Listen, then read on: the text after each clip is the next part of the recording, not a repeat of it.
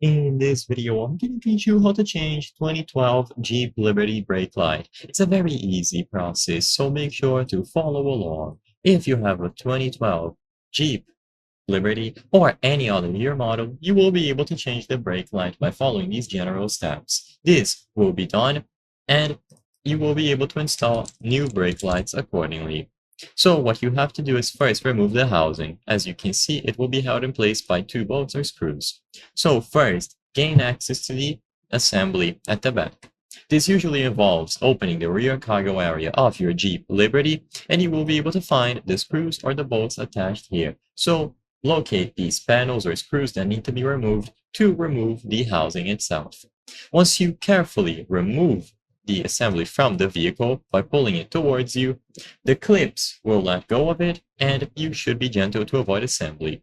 Now remove the old bulb. Once the assembly is removed, you will find the brake light bulb socket, so make sure that you remove any of the necessary screws to access it, like these two, and it will pull out towards you. So remove the screws that you see and pull it out towards you. It will remain connected here, but then you will be able to find the bulbs.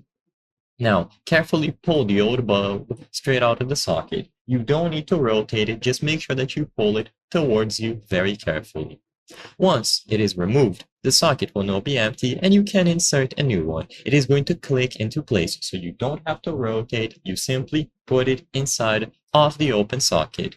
Once you hear the click, it means that the bulb has been successfully installed, and now you can undo the process. So with the new bulb installed, make sure that you put the actual assembly back into place, you redo these screws, so make sure that you reattach them, and once these two screws have been reattached, put the whole housing back into the place. Like I mentioned, there will be clips holding it at the back, so once you hear the clips lock into place, you can redo these screws.